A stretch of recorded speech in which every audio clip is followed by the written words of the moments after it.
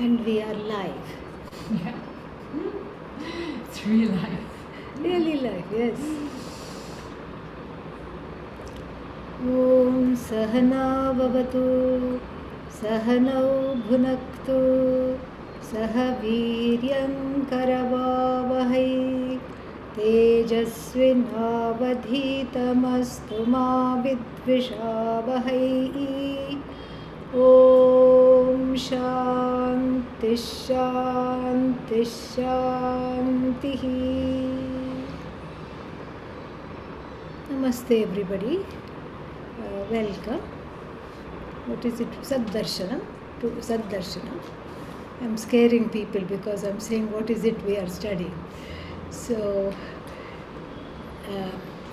this is going to be a kind of a what do they call it in the Bahamas?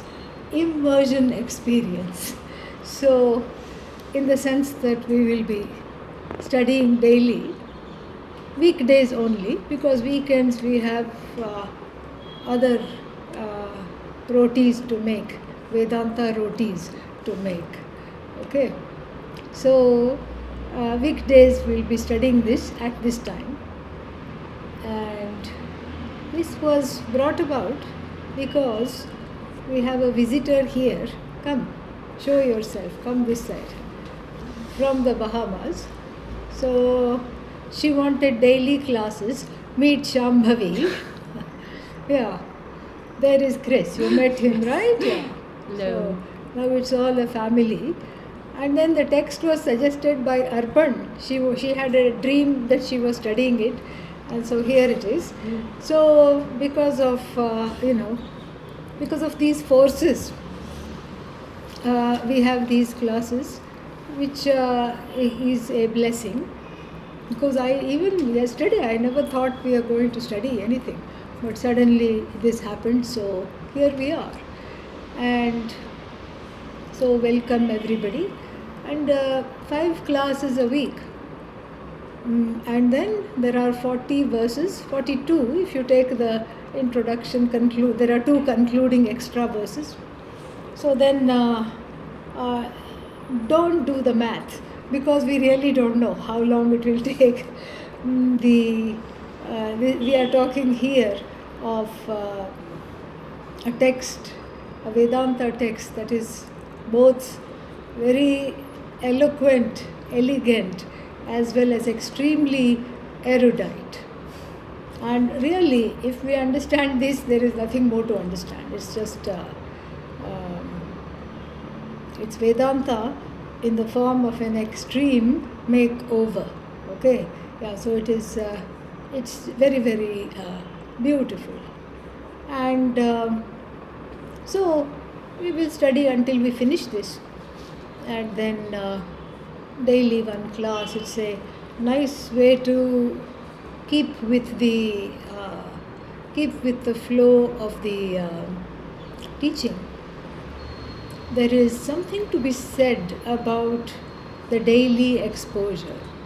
I mean, we have close to daily classes, but then there are some of you who keep saying what to do about those 2 days when there are no classes. So now, you can have a ball. Okay, yeah. So the text is called Sat plus Darshanam. And as we have been seeing in the consonant Sandhi classes, Sat plus Darshanam becomes Sad Darshanam. Sat Darshanam. Sat, as we will see more in detail, appears to be taken from the Upanishad. The word Sat occurs in the Upanishad, and it means existence. Sat is that which is consciousness, which is existence, and because of which everything is. That is why it is called Sat. Sat is you. So Sat Darshanam, very interesting, because Sat Darshanam means what? Not seeing Sat. Darshan is a word that is in India extremely famous. You go have darshan of Bhagavan in the temple, that is called darshan. You meet eye to eye. And of course, the eyes of various deities, especially in South India, are always partly open, half open eyes. Not even half. Kataksha, the corner, just the slit of the eyes are open. It's never fully open. And why is this so? This is so because there are two answers. You can have the colloquial, local, Rudhi answer, or you can have the Vedanta answer. The colloquial answer is that the bright, there are two colloquial answers actually. One is the radiance of Bhagavan is so much that for the common person, if you meet Bhagavan eye to eye, and who is the one who is meeting? The one who is full of guilt, the one who is full of pain, the one who is full of diffidence, hurt. This is the kind of person who is seeing eye to eye, darshan with Bhagavan, darshan of Bhagavan. And then what does this person, what happens? You just kind of cringe. It's just like you cannot look at the sunlight directly. Similarly, you cannot look at Bhagavan directly. So Bhagavan obligingly closes her eyes so that you can be spared of that. This is one reason that is given, the local reason. Interestingly, another reason is also given. And what is this other reason? The other reason is that, the Bhagavan is all compassion, Abhaya, the source of no fear. And then if the eyes are fully open and you glance into them like a puppy dog, Bhagavan is not the puppy dog, okay? The person looking, the jiva is the puppy dog. And you glance saying, give me, how could you do this? And so Bhagavan will give more than what your karma enjoins. Is your karma separate from Bhagavan? Not at all. Karma is a manifestation of Bhagavan, and here the darshan is also a manifestation of Bhagavan. So naturally Bhagavan cannot go against Bhagavan. So therefore you have kataksha, a sidelong glance, and in that whatever grace comes is enough, is more than enough. This is illustrated in a very interesting story. Sudama was a childhood friend of who? Lord Krishna. And Krishna was a king. Sudama was a poor boy in the Gurukulam. Krishna grew up to be a king. And then he was so poor. And then after he got married, his wife kept on saying, what's the use of having a friend like Lord Krishna when you don't even go and ask him anything? You should ask for a better job, better house. Look, our children are in tatters. And what are you doing? Then what happened is that he did not like to go. He said, that's just my friend. I don't want to burden him with anything. I don't want to go. And so therefore, I don't want to go. I don't want to go. But then one day she said, you're not coming back in the house. She locked him out. You have to go. Then he pleaded with her and said, at least give something. Let me take something. What does he like? He likes poha very much. Poha is puffed rice. He likes sweet poha made in jaggery very much. So you can take that. And she made a small little bag of poha. And with a lot of shame he took it. He went to the palace to see Lord Krishna. Lord Krishna welcomed him with open arms, washed his feet, took him into the palace and fed him with so much food. It was just wonderful. And then Lord Krishna said, I know my sister, that is your wife, has sent me something. Where is it? What is it? And it's not that Sudama had forgotten to give him. Sudama remembered. But then he felt so shy and so ashamed to give this humble offering that he just said, "No, no, no, I didn't bring anything for you. I don't have anything. Who said I have anything?" But Lord Krishna smoked it out of him. And then he ate a bite. "Oh, delicious," he said. He ate one more bite. "Oh, fantastic." And he ate the third one, and he was about to eat the fourth one. And Lord Krishna's consort, Rukmini, what did she do? She held the hand and did not let it go to the mouth. And that is again, the Shakti of the Lord can only extend itself. Rukmini is the Shakti of the Lord. It can only extend itself as far as karma goes. So his karma was enough, because she said, "Okay, don't upset the karmic balance." What did she mean? Well, Sudama was going to find out as soon as he went back home. First thing, he thought he had caught the wrong bus and got down somewhere else, because he did not recognize the locality at all. He did not recognize the locality, he did not recognize his house, and he could not even recognize his children. They were wearing wonderful clothes and jewelry, and with each bite, Lord Krishna took, his fortunes just grew and grew and grew. So this is the local, this is the local belief of darshan, and why the Lord's eyes and the eyes of the goddess, if you see in the temples, are all just 1/4 open, because that darshan is too intense, either karmically or even otherwise, for this hapless, hopeless, helpless jiva. But there is a different answer from the standpoint of Vedanta. In Vedanta, what are you looking at? What darshan do you want to have? I want to have Sat Darshan. I want to see Sat. How are you going to see Sat? What is Sat? Sat is you. Sat is you. How are you going to see Sat? Well, I can stand in front of the mirror. What will you see when you stand in front of the mirror? You will see the body. And then if you go to a psychic, maybe you will have an understanding of what is in your mind.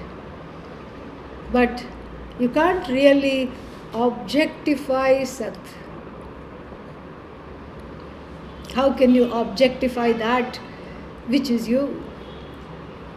Everything else you can objectify, even the murti in the temple you can objectify, but not that Sat, because of which everything is, and that Sat which is ultimately you yourself. That is the only thing that is beyond objectification, because it is self-evident.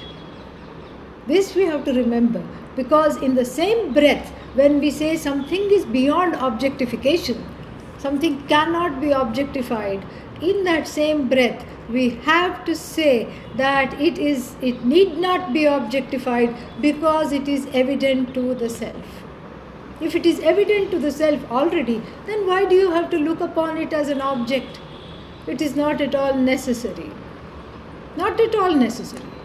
And so therefore, this is a very, this is a wonderful way to look at this and to understand this, that there is this Sat, which is you, which is the adhisthana of the whole world, and which is the adhisthana of this body, mind, sense complex, which is the truth of you, which is the truth of that we call Bhagavan, which is the truth of that which we call Jagat. So to title this set of verses as Sat Darshanam is very interesting, because first of all, it's a lure, it's a bait. Sat Darshanam, the darshan of that which you really cannot see. Oh, but I really want to have Sat Darshanam. Sat Darshanam is Sad Bhavanam. You can't see it, you just have to be it. That is what it is. There is no other way of looking at it. So a very clever title, and 40 verses, of just sheer Vedanta, ghee. Why ghee? Because it is clarified butter and it is expensive. That is why. It is pure and it is expensive and it is expansive, both.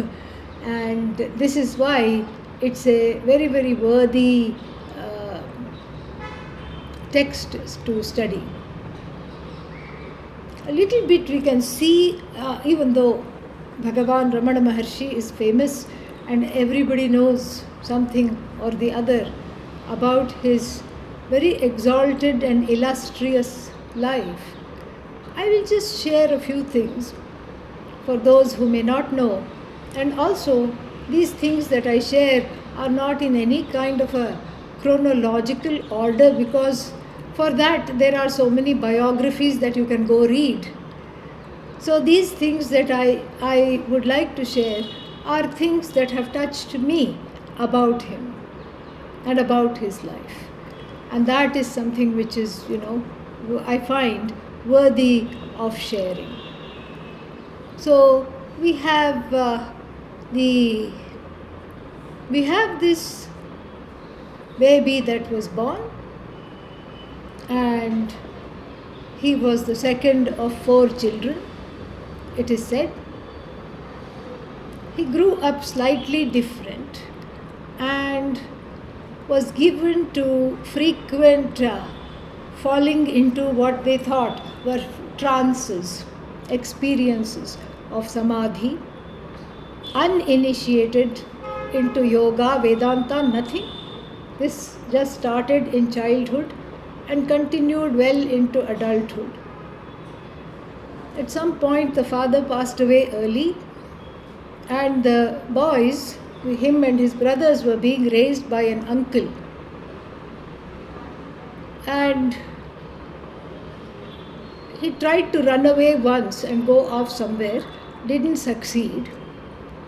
Then he tried the next time. He said he has to go somewhere to give an exam, and then took a train and did not come back. This is something the family was worried about.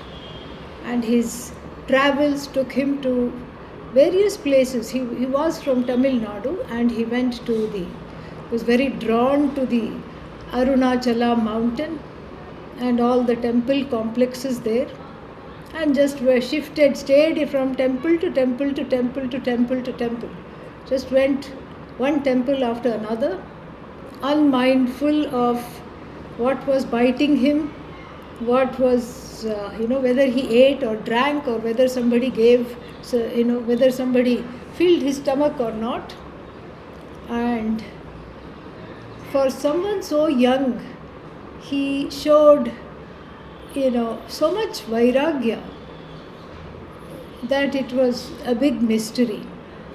At some point, the uncle who raised him and the brothers found out where he was, and they came to bring him back. Even though he was from an orthodox Brahmana family, the family was very much against him becoming a sannyasi. A very common feature in contemporary India, or even the India of Ramana Maharshi's time. I don't know as a result of what. Is it because of colonization? Is it because of something? Is it because of some fear? Or is it because of so many factors? We don't know.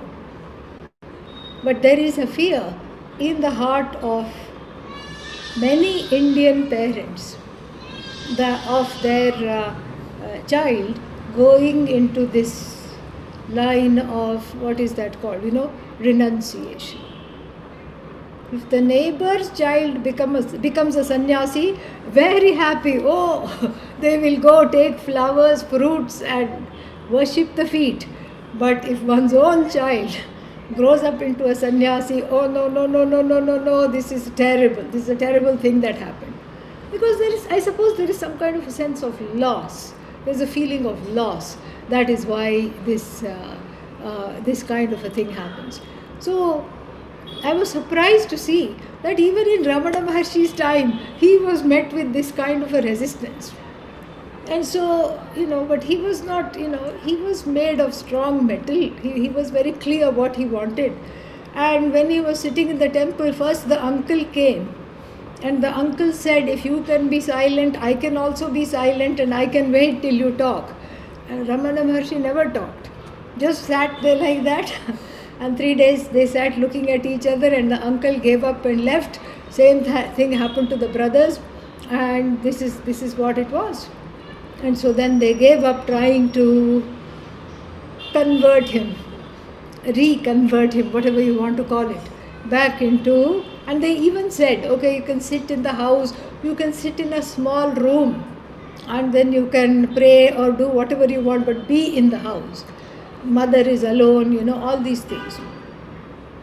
But he was very steadfast, and none of this was, none of this worked on him at all.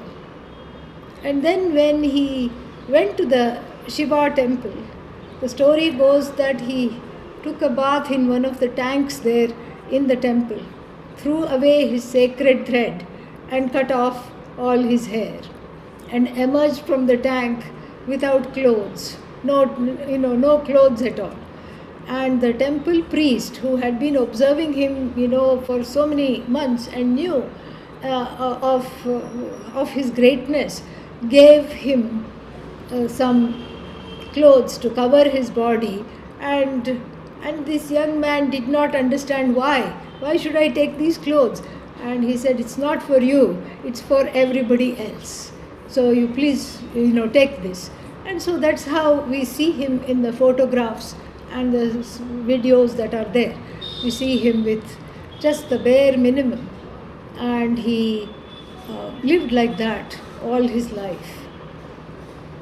He spoke very little, and it is only because of some extremely persistent devotees who refused to leave and who stood there and pestered him and badgered him. We have some volumes of some of his teachings which have been published, which I'm sure you are familiar with, some of which you might be familiar with. And so he spoke very little because he said at one point that at some point one has to sit with oneself and go beyond the prison of words, because when the words are uttered, whatever is uttered and whatever is heard becomes a cage in the form of a box where ideas reside. So I'll put these ideas in this box, and there is a certain subjectivity even in the receiving of the words of the Upanishads taught by the teacher. There may be a certain veil that comes in the way. And so this was one of the reasons he did not talk much. And the other thing I would like to share is that even though our stereotypical understanding of Bhagavan Ramana Maharshi is him half lying or sitting reclining on a bed, that is how the photos, those are the photos that have become famous. Actually, until he was sick, he was quite active in the area where he lived. And then because of his greatness and because of his authenticity, people recognize that. You don't have to study Vedanta in order to recognize a saint. It is very, very evident from how they are and how they treat others around them. So a large gathering developed, and again Bhagavan Ramana Maharshi's Houdini instincts kicked in and he wanted to escape. He went away, but then some of the people brought him back to, now we can call it the ashram, because buildings started to come up, and food started to be distributed. He himself was active in the kitchen. He was stitching those leaf plates. He was stitching the leaf plates together and serving people. And so there was nowhere for him to go. Second time also he ran away for, maybe he was a little more successful, day and a half. He could not be found. And so there were 3 escape attempts from the ashram to lead a life of solitude and to not be bothered by anybody, to just be with himself, something that he really, really loved to do. But then they all these escape attempts ended in failure, partly because I think he allowed himself to be caught, because he knew there was really no escape. And on the last such escape attempt, it is said that his eyes were full of tears, and he said, I have to say goodbye to the life that I really want to lead, and I have to lead this kind of a life which Bhagavan has basically ordained for me. He didn't say that, but this is what is my destiny. He accepted it. And the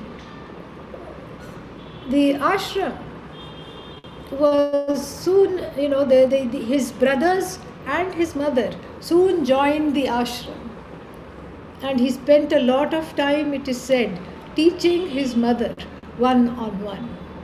I just was so moved by this. His brothers also he taught, but he spent a lot of time teaching his mother, and she lived like a sannyasi there. And one of his brothers took sannyasa, and I think his name was Swami Niranjanananda or something like that. And so this story about teaching the mother it touched me a lot, because you see, this is the hardest thing to do, is to be a Vedantin and a Swami around the family. This is very, very difficult. This is not easy. Why?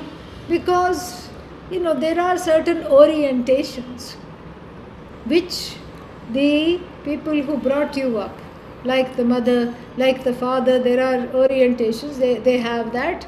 They have certain orientations about you. And when you interact with them, there are certain habit patterns of how you interact with them. So it's very, very difficult to inspire people in your own life to study Vedanta. Not only to inspire, but to actually teach them. Think about the patience, think about how great he must have been, and above all, think about her. That lady must have been so great. It's just such a very, very moving story. The mother, he spent a lot of time with the mother. She became the ashram, cook. She was cooking in the ashram. And then she got sick, and shortly thereafter passed away. I think only after she passed away, was his last escape attempt. After that, he said, okay, reconciled himself to the life that other people wanted him to lead. And then we have this period where this was a very important hub of all kinds of activities. People from far and wide came, lot of people came to be with him. Lot of people served him very well. Lot of people wrote books, biographies and volumes of teaching, etc. And one of the people who did this was this Kavya Kantha Ganapati Shastri. And he was also known as Ganapati, Vyasa Ganapati Muni. Ganapati Muni, he was his pet name. A very important devotee and a Sanskrit scholar. And he is credited with the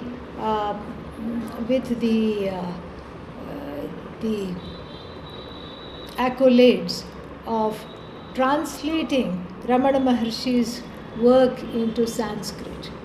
Ramana Maharshi wrote both Upadeshasaram and this text that we are going to study in Tamil, and Ganapati Shastri translated it into Sanskrit.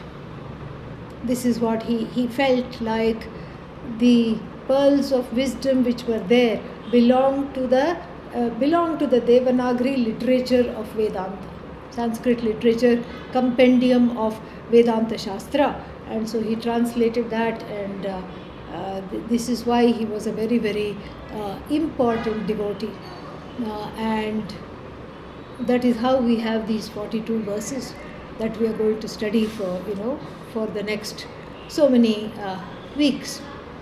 And we have the other thing that I want to share is his relationship to his body, which was very, very interesting.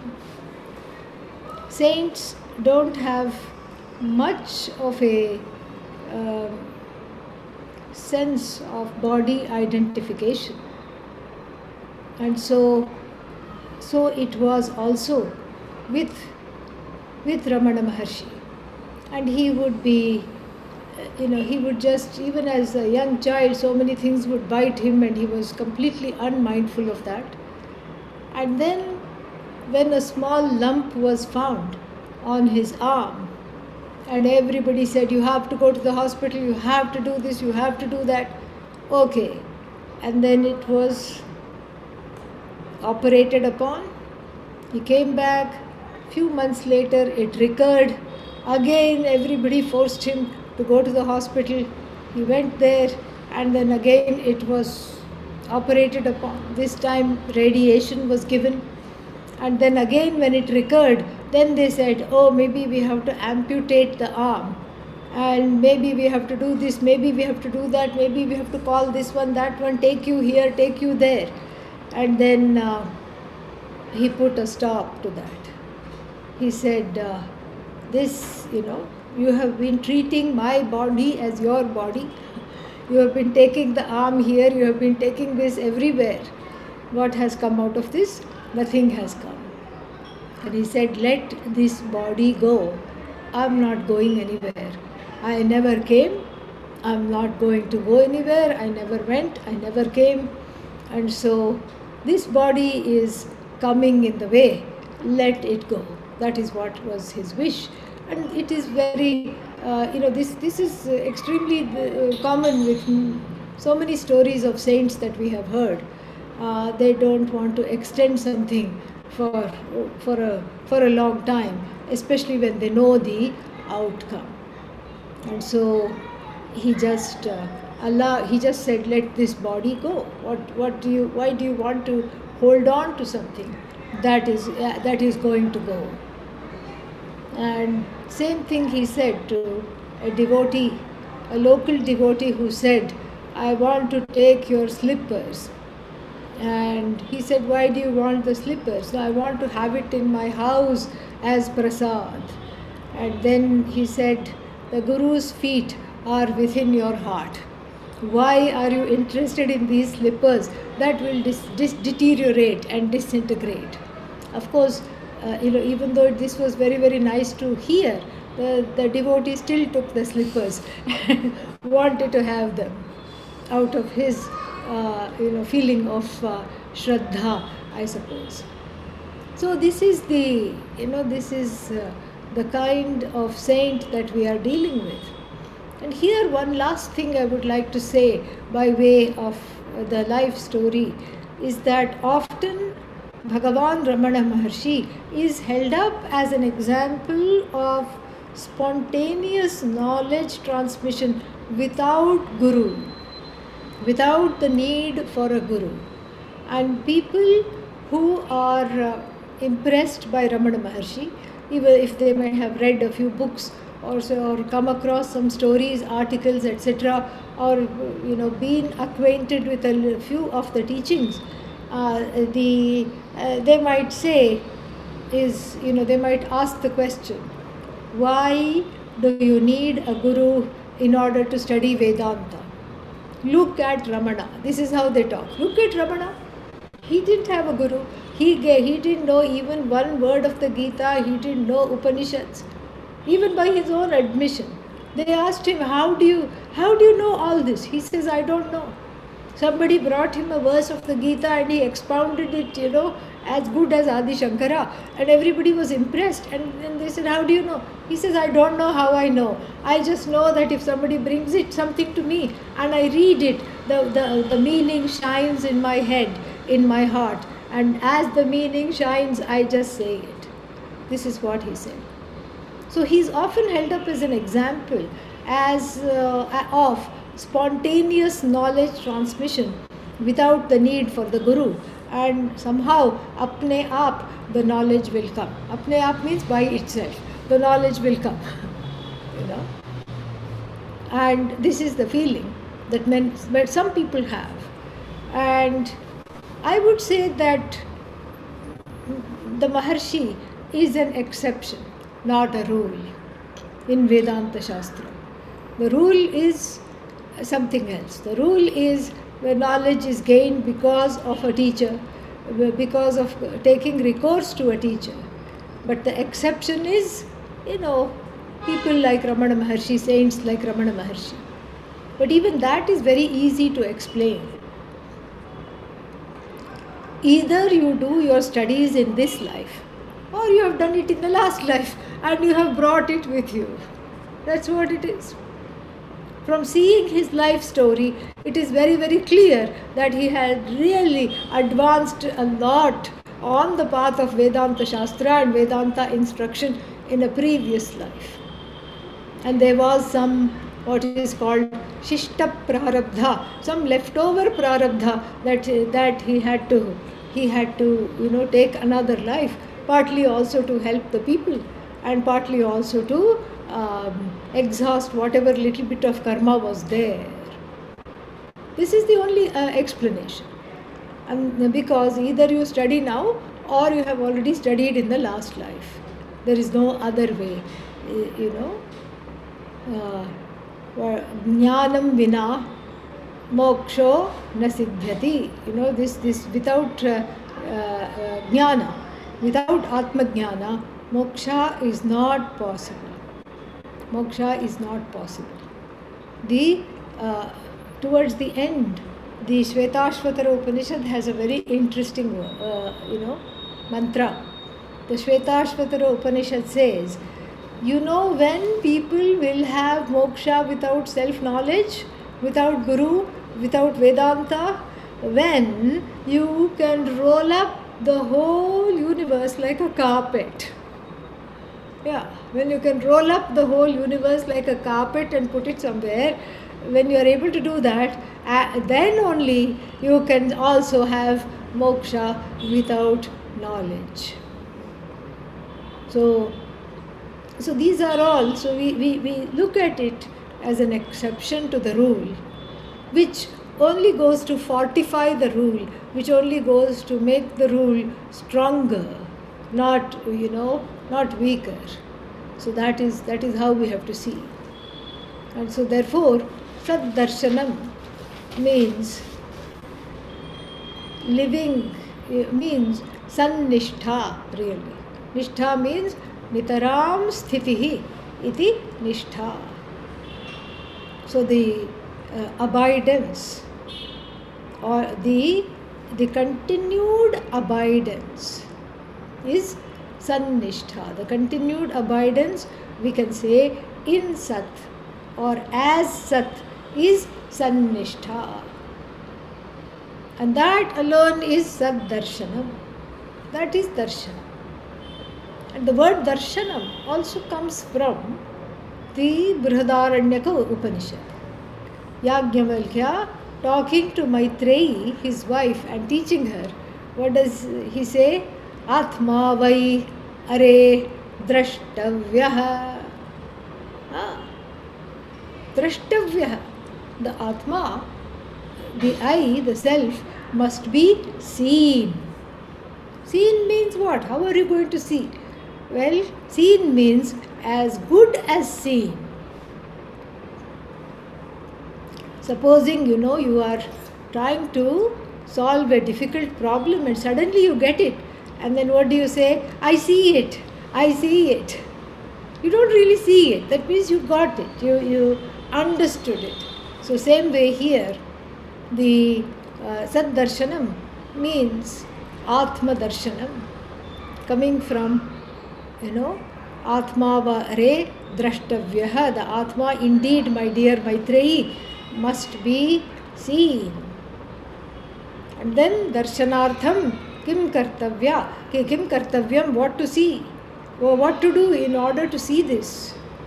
And so, in order to see this, then we have the shrotavyaha, mantavyaha, nididhyasitavyaha. Shrotavyaha means it should be listened to by a person who is qualified to teach it. Then mantavyaha refers to that whole realm of elimination of doubts. Then nididhyasitavyaha. And if there are, what are they called? Wrong orientations, they have to be removed by bringing up all the words of the Shastra that one has studied. Just like a cow who has eaten the grass quickly goes under the tree and sits and chews the cud. So this Vedanta rumination is called nididhyasana, contemplation. So therefore, Sat Darshanam means Sadgrahanam, Sannistha, Sadbhavanam, understanding that one is already Sat. So with these words, let us enter into the first verse. Satpratyayah kinnu vihaya santam hridyesha chintarahito hridakhyah katham smaramastamameyamekam tasya smritis tatra dridhaiva nishtha. Satpratyayaha. Pratiyate iti pratyayaha. So sat pratyayaha. Pratiyate means it is cognized. Pratyaya means cognition. Sat means existence. How do you cognize existence of something? Flower is, cloth is, pot is, ghatassan, patassan. So pot is, cloth is.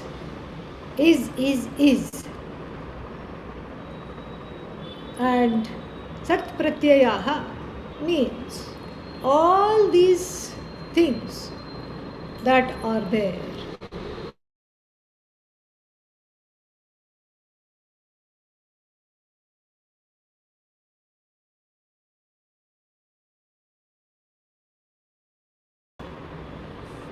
First of all, we have to find out what is this is consciousness. Is consciousness means the awareness of existence. Of course, the question comes, the awareness of existence of what? What existence that is it that I am aware of? So then you can have the object of this cognition, such as pot, flower, computer, chair, table. This is what we can say. Is. Computer is, chair is, book is, microphone is, Shambhavi is. We can have is.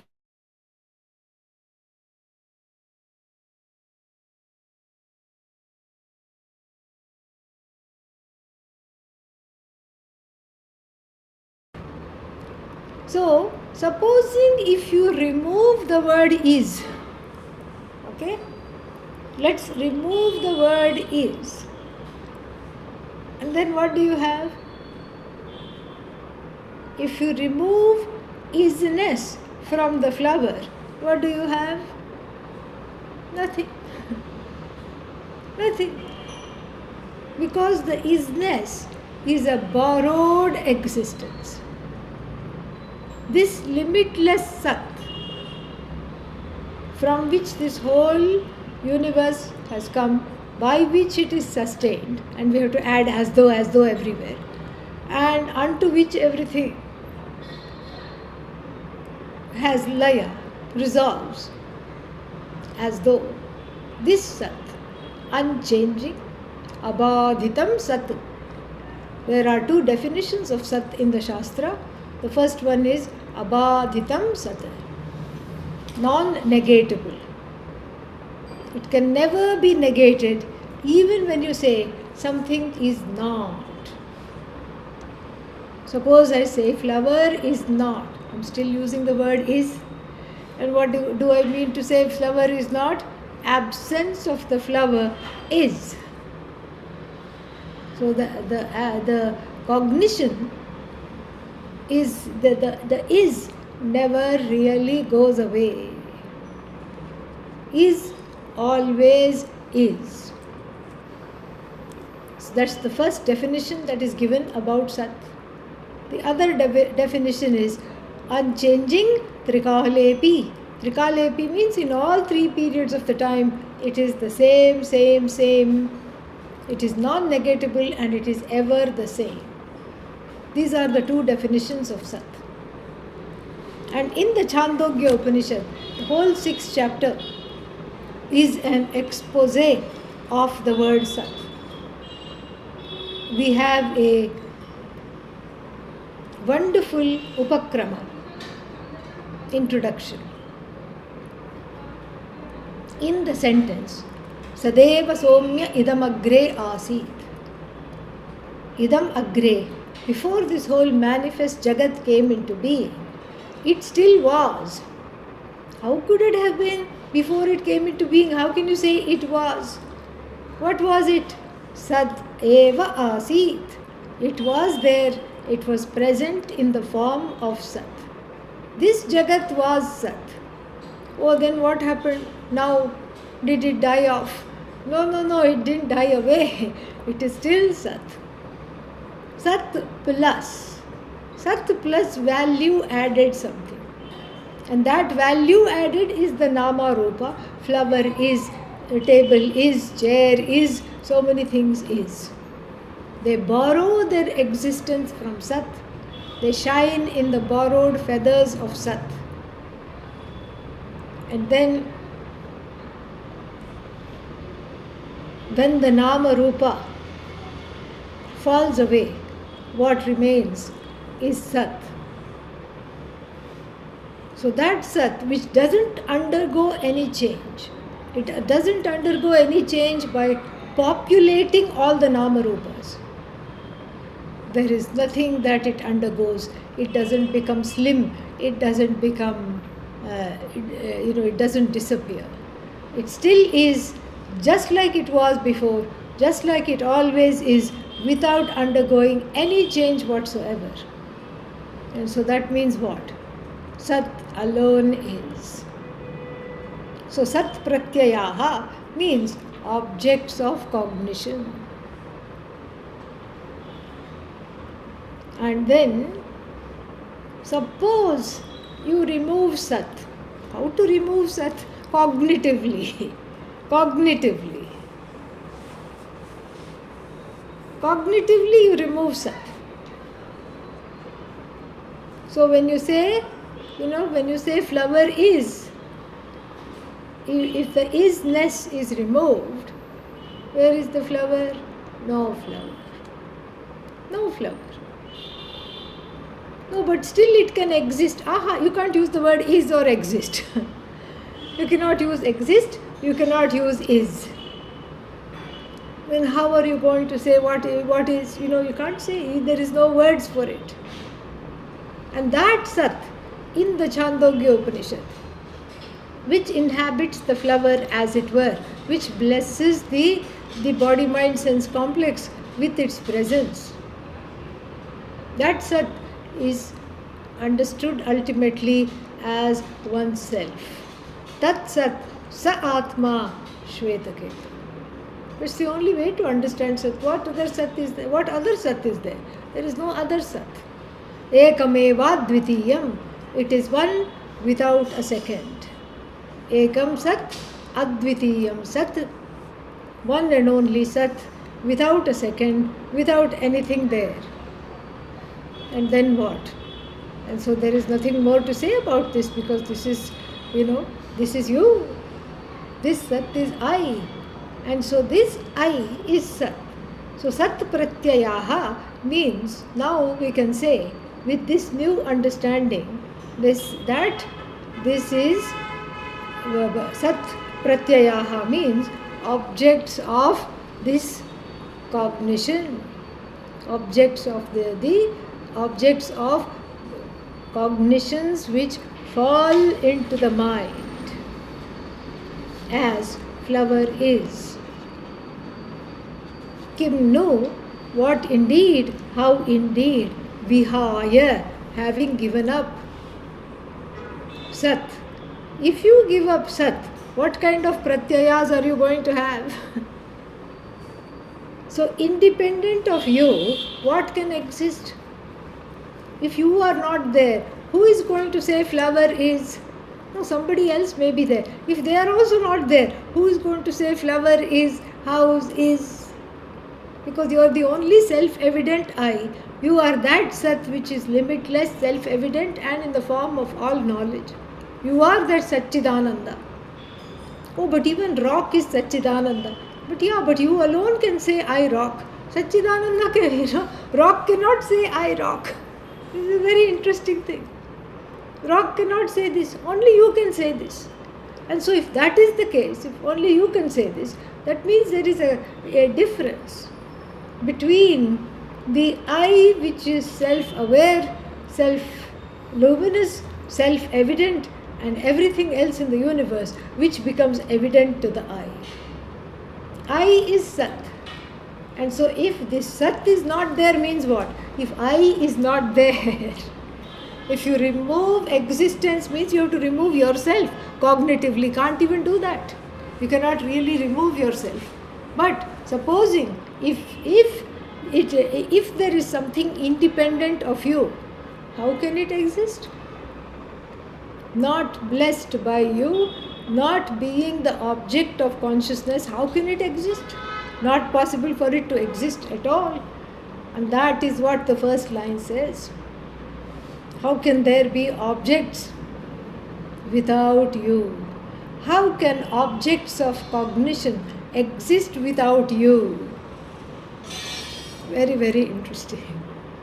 Because we take this for granted. We take the naming game for granted. Yes, I'm going to name this, name that. And everything is named. Everything has a name. People name cars. People, in India people name also stoves. And then musical instruments can be named. Yeah. And so like this, so many, this naming ceremony means that there is some way in which there is a hierarchy established. In the very naming ceremony, there is a hierarchy established between the namer and the name. And so, if I'm giving something a name, that means what? It's an object of my cognition. Oh, but I also name my child. Yeah, in a way, the body, mind, sense complex of the child is an object of cognition. But, but we are talking of all the other things that you name. Whatever you name, what happens, You name this, you name that, you name. And then in this name, there is a sense of power. That is how the British colonized us, because of all this naming. And then every road, the name of every road was changed. And to some British viceroy, general, somebody or the other. And so like this, the naming shows something. The naming shows that I take my existence for granted, and based on that, my existence, I can cognize, name the world of objects. The whole world of objects is within my palm. The whole world is in my hand. Very, very interesting.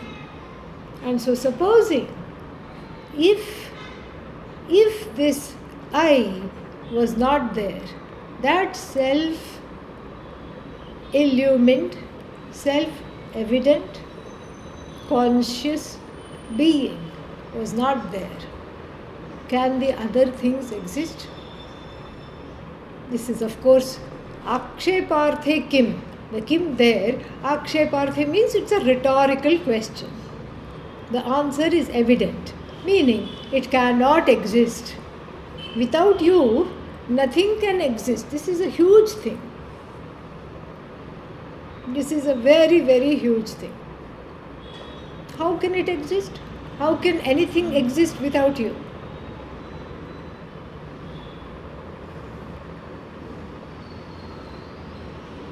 And then furthermore,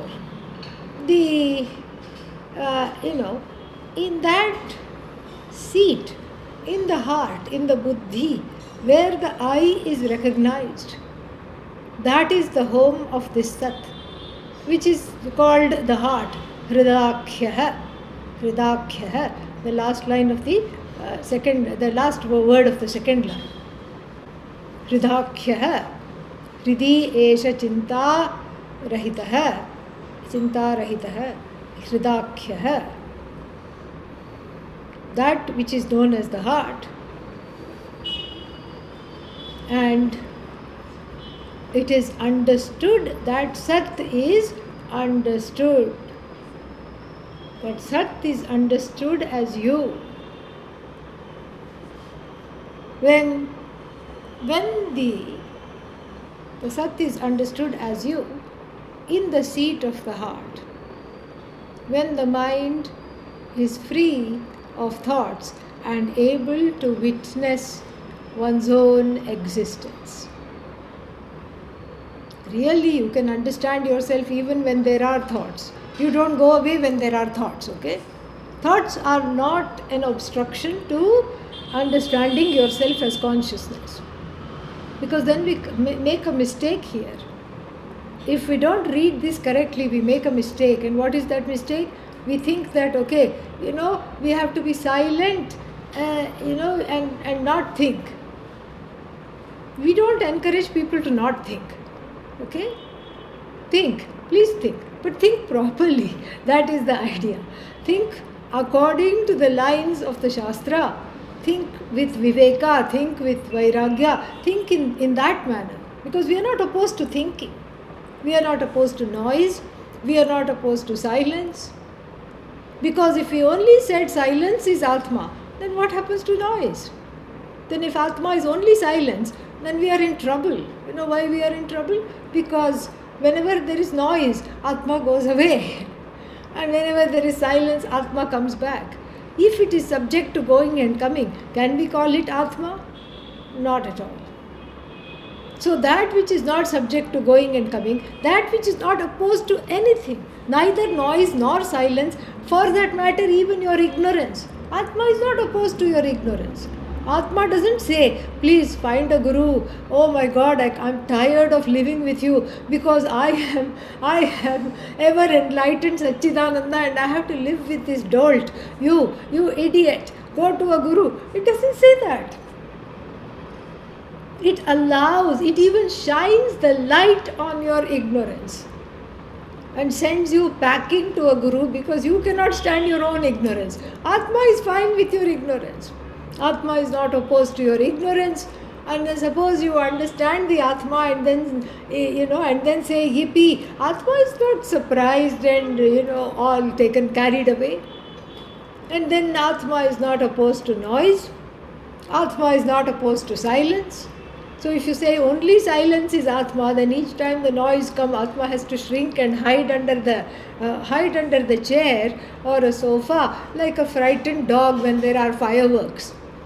That is not Atma. So here what we are talking about is the silence that is there in spite of thoughts. That Shanti Swarupa, which is oneself, that is what is being talked about. And so there is something very important to recognize about this Swarupa, and we'll do that in the next class.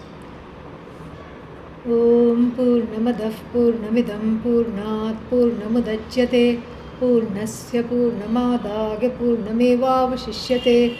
Om Shanti Shanti Shantihi. Harihi Om Shri Gurubhyo Namaha. Harihi Om.